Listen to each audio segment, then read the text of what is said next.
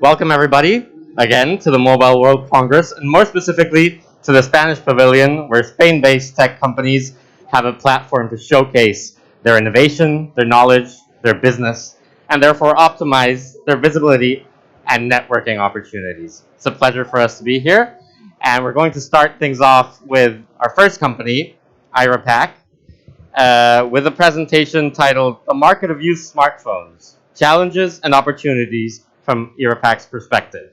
Presenting, we've got Project Manager Santiago, Community Manager Marina Zaverkina, and Account Manager Fatima Aram. Without further ado, I'm going to yield the floor, so whenever you're ready. Thank you. So good morning, everyone. It's working? Good morning, everyone. Thank you for attending our company presentation. So I am Fatima, Key Account Manager, Marina, Sales and Purchase Manager, and Santiago, Project Manager. So for starters, we would like to know how many of you owns a car? The gentleman there, he owns a car. How many of you owns a car? How many of you owns a car? One. Okay. And how important is your car for you? It's very important for me. You use it on daily basis. Yeah. Okay. So suddenly you have a battery issue with your car. Would you consider replacing your battery or replacing the car? Maybe replacing the car. Replace the battery. Replace the battery, Okay. no? Well, this is an automatism that we don't have with phones. And as your car is very important for you, so is your phone. Because our 21st century is gravitating around communication and digital.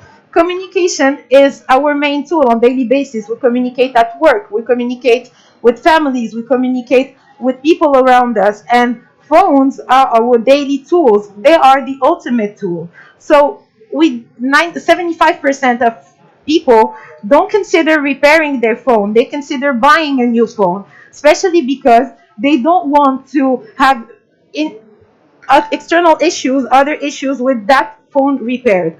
So the problem that is highlighted here is that this phone that is wasted, the old phone having an issue, is impacting our environment, is impacting our health, and it's impacting the global warming and climate change. So our company is providing solutions and opportunities, sustainable solutions that Santiago is gonna take over. Thank you, Fatima. Now remember, I've been in this industry for 10 years now, or more. And I remember that when I first joined the industry, the first work phone that I got was a BlackBerry 8520. Maybe some of you will remember that phone. Back then, it was a moment when people were really looking forward to the new release of the new phone, the new characteristics. The market of used phones was really marginal. We didn't have any influence on that. And people really didn't care what happened to used phones. However, since that time, many things have changed, and we have brought some to highlight with you today. So the first thing that changed in the environment was that smartphones started to dominate the landscape. So people started to getting rid of their feature phone and started acquiring more and more smartphones. That was one thing that happened that created a big change. The second thing that happened was that the rate of increase of new technologies being implemented in new phones started to decrease as well. So you would come to a Mobile World Congress and the new phone, maybe it was a little bigger or it had a little better camera, but no more than that. The third thing that happened was that smartphones hit the $1,000 psychological threshold.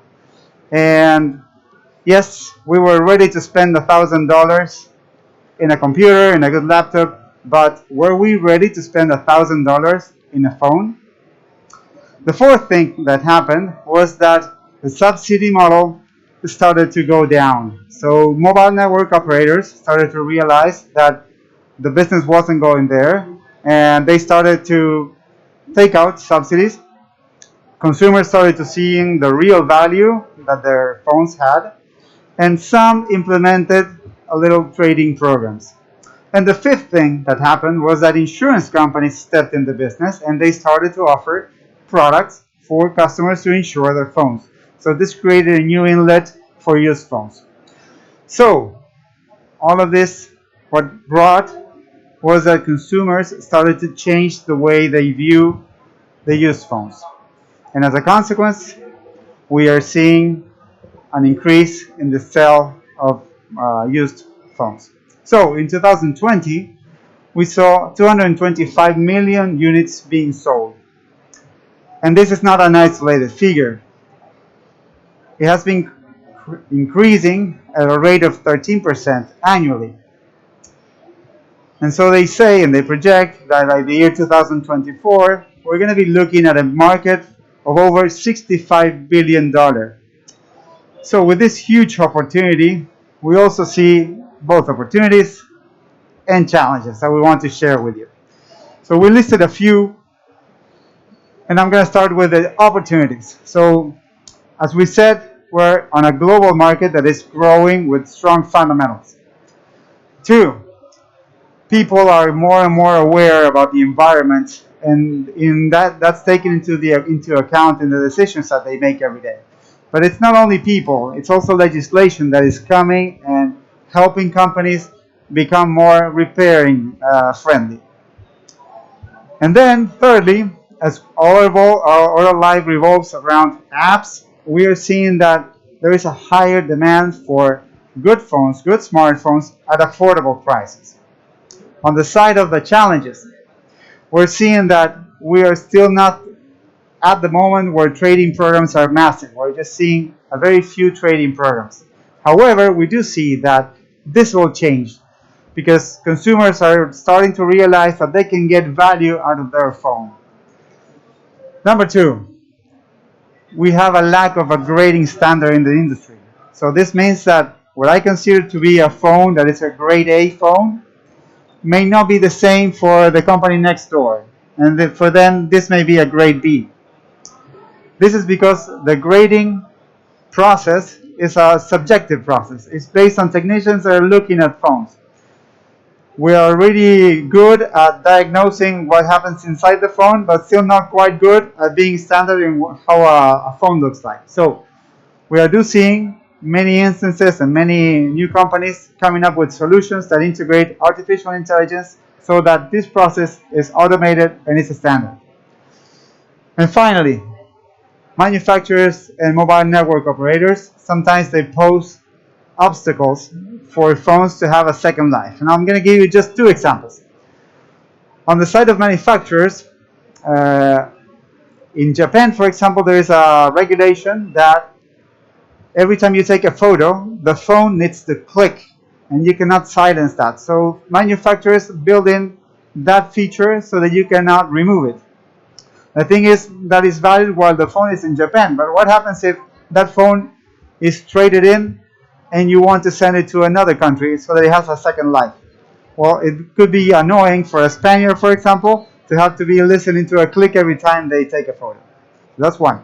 And on the mobile network operators, we're still seeing some mobile network operators that use phones that are carrier locked. That means they cannot be used on other carriers after they have been used. So we think that for that to stop, we need help from legislation, and we need governments to step in and say, okay, one thing is for 2 years, but then after that, you need to let the phone be free so that it can have a second life. And so now that we have seen the whole picture and we have seen the market, challenges, and opportunities, I'm going to turn it up to Marina so that she can tell us how we are adding value to this industry from Irepack. Thank you, Santiago. I'm going to tell you a little bit more about our company, what we do, and who we are. We are the pioneer Spanish company in giving mobile phone a second life.